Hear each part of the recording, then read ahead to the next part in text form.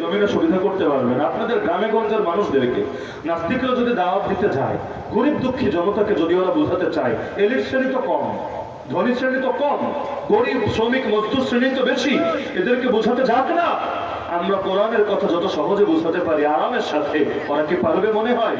এমন মাইর খাওয়া খাবেই যে আপনারা, যদি কোন নাস্তিক আসে আপনাদেরকে দাওয়াত দিতে, কি মনে হয় ও আর গান নিয়ে ফিরে যেতে পারবে? পাবলিক এমন গণধোলাই দিবে, ওর তো হাড্ডি গুড্ডি খুঁজে পাওয়া যাবে কিনা এটা নিয়ে সন্দেহ আছে।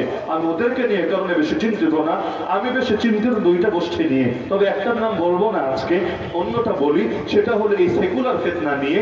অর্থাৎ যারা নিজের অজান্তেই যে বেঈমান হয়ে গেছে, ইসলামের বড় একটা অংশকে অস্বীকার করে বসেছে, কোরআনের হাজার হাজার আয়াতের প্রতি ঈমান নাই করে ফেলেছে, এটা যে জানেই না, নিজের অজান্তেই সে এখন কোরআনের বিরুদ্ধে অবস্থান নিচ্ছে, নিজের অজান্তে রাসূলের ওয়ারিসদের বিরুদ্ধে অবস্থান নিচ্ছে। আমি সবচেয়ে বেশি চিন্তিত তাদেরকে নিয়ে। তো বলবেন করণীয় কি? করণীয় হলে যে আপনারা এখানে যুবকরা যারা আছেন, বিশেষভাবে মাদ্রাসার হন, সাধারণ হন, বা যারা মাহফিল আয়োজন করেছেন এই যুবকরা হন, অন্যান্য যুবকরা হন, প্রত্যেক যুবকের প্রতি আমি একটা মনের আকাঙ্ক্ষা ব্যক্ত করি।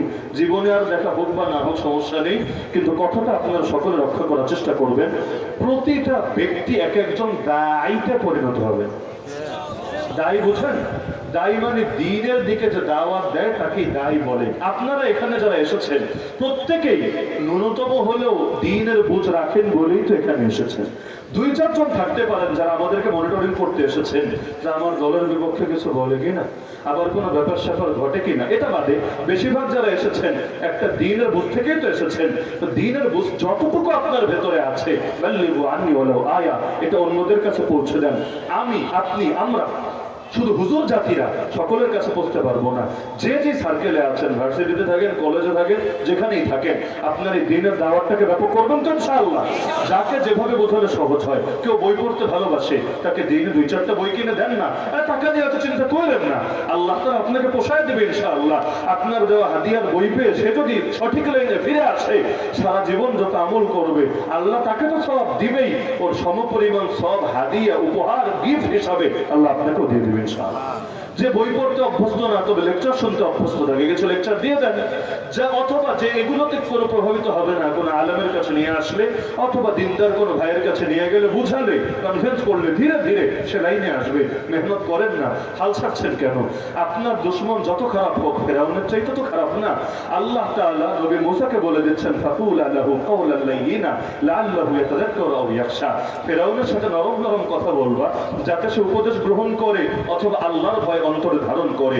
তা আপনি নবী মুসার চাইতে বড় বুজুর্গ হয়ে যান নাই, আর আপনার প্রতিপক্ষ সে ফেরাউনের চাইতে বড় নিকৃষ্ট হয়ে যায় নাই। তো এত সহজেই হাল ছাড়ছেন কেন? কিছু মেহনত করেন না।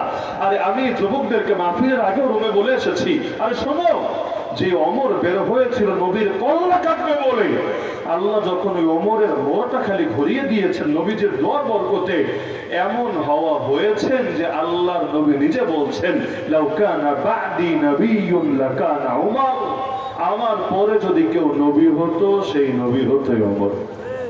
যে নবীর কল্লা কাটতে বের হয়, যে সাহস আবু জাহল কখনো করে নাই, কিন্তু ওই নিকৃষ্ট কাজ যে করে, আল্লাহ যখন দিক ঘুরিয়ে দেন সে এমন ভাবে জ্বলে ওঠে। তা আপনি তো জানেন না যার পেছনে মেহনত করছেন সে আগামী দিনের ওমর হয়ে যায় কিনা। যদি হয় এই উম্মার বড় উপকার হবে ইনশাআল্লাহ। খালেদ বিন ওয়ালিদের নাম শুনেছেন আপনারা? যদি জিজ্ঞাসা করেন ইসলামের ইতিহাসে সবচাইতে বড় সেনাপতি কে, সবাই বলবেন খালেদ বিন ওয়ালিদ। কিন্তু এই খালেদ সেই খালেদ যার কারণে উহুদ যুদ্ধে মুসলমানরা পরাজিত হয়েছে, যার কৌশলের কারণে মুসলমানরা নিশ্চিত বিজয়ী হওয়ার পরও আবার এমন ভাবে রক্ত ঝরিয়াতে হয়েছে, 70 জন এক ময়দানে শহীদ হয়েছে, আল্লাহ নবীর দাঁত পর্যন্ত শহীদ হয়েছে, আল্লাহ নবীর আপন চাচা হামজার বুক চিরে কলিজা বের করে সেটা পর্যন্ত হিন্দা চিবিয়ে খেয়ে ফেলেছে। তাহলে যে খালেদ বিন ওয়ালিদের কৌশলের কারণে এত বড় ট্র্যাজেডি ঘটে গেল, মুতার যুদ্ধের ইতিহাস পড়ে দেখেন, আল্লাহ সেই খালেদের দ্বারাই গোটা সিস্টেমটা, গোটা যুদ্ধটা, রেজাল্টটাকে আল্লাহ ঘুরিয়ে দিল। আল্লাহ নবী বলেন ফাতুতিহা লাহু, তার দ্বারা আল্লাহ বিজয়ের পথ সুগম করে দিলেন তিন জনের শাহাদাতের পরে। সুতরাং প্রত্যেকে দাওয়াতের মেহনত করবেন তো ইনশাআল্লাহ। তবে দাওয়াতের মেহনত করতে গিয়ে আবার পাপ করেন না, ওইটার দায় আমরা নেব না। যে হুজুর দাওয়াতের গুরুত্ব যেহেতু বুঝিয়েছেন, তাহলে একটু মেসেঞ্জারে, হোয়াটসঅ্যাপে আমার সাবেক সম্পর্ক যাদের সাথে আছে হারাম রিলেশন, তাদেরকেও তো একটু বোঝানো দরকার, নাহলে তারা আগুনে পড়ে ছাই বলে এটার দায় কে নেবে? না রে ভাই, নিয়ত ভালো হলেই হবে না, তরিকাও ভালো হওয়া লাগবে। না হলে ছেলেরা মাদ্রাসায় পড়াবেন এই নিয়তে, পরকিয়া করা বা জিনা করাকে জায়েজ হবে নাকি আপনার জন্য? যে আমি পোলা যেমনই হোক আমি তো মাদ্রাসায় দেবো, তো সুতরাং কাজ একরকম করলেই হলো, নিয়ত তো ঠিক আছে না? নিয়ত ঠিক থাকলেই খালি চলবে না, তরিকাও ঠিক লাগবে। কাপড় ধুইতে হবে, কিন্তু পেশাব দিয়ে সারাদিন ধুইলেও পাক হবে না, পবিত্র পানি দিয়ে ধৌত করতে হবে। আমি প্রত্যেকের প্রতি অনুরোধ রাখি, প্রত্যেকেই দায়ী হবেন ইনশাআল্লাহ। আল্লাহ নবী দায়ী ছিলেন কিনা? চারো খলিফা দায়ী ছিলেন কিনা? জান্নাতের সুসংবাদ প্রাপ্ত আশারায়ে মুবাশশারা 10 জন সাহাবী দায়ী ছিলেন কিনা? তো তারা যদি দায়ী হতে পারেন, তাদের পথে আমাদের পথ, তাদের আদর্শে আমাদের আদর্শ। আমাদের বড় টিভি চ্যানেল নাই, আমাদের বড় বড় দৈনিক পত্রিকা নাই, আমাদের আন্তর্জাতিক পর্যায়ের মিডিয়া নাই, কিন্তু আমরা প্রত্যেকে এক একটা মিডিয়া হয়ে যাবো ইনশাআল্লাহ। ওরা ওদের হলুদ মিডিয়া দিয়ে কত প্রপাগান্ডা চালাবে, ইনশাআল্লাহ আমরা প্রত্যেকে মিলে মেহনত করলে এই জমিন থেকে সকল ফিতনা দূর হবেই হবে ইনশাআল্লাহ। আল্লাহ তাআলা আমাদের সবাইকে তৌফিক দান করুন। আল্লাহ তাআলা শাহজালালের জমিন থেকে নব্য গৌর গোবিন্দদেরকে অপসারিত করে দ্বীনের বাতি জ্বালানোর তৌফিক দান করুন। আল্লাহ তাআলা আগামীতে আরো বৃহৎ পরিসরে এই মাহফিলের আয়োজন সম্পন্ন করার তৌফিক দান করুন। সবাই দুরূদ শরীফ পাঠ করি।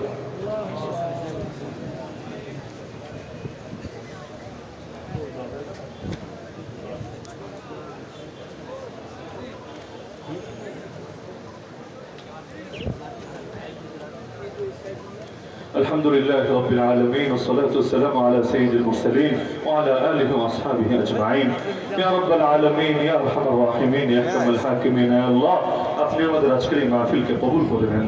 আল্লাহ আপনি আমাদের জিন্দেগির সমস্ত গুনাহগুলোকে মাফ করে দেন। আল্লাহ জেনে না জেনে, বুঝে না বুঝে, প্রকাশ্যে অপ্রকাশ্যে সগীরা কবিরা যত গুনাহ করে ফেলেছি, আপনার কাছে দুই হাত তুলে ক্ষমা ভিক্ষা চাচ্ছি। মেহেরবানি করে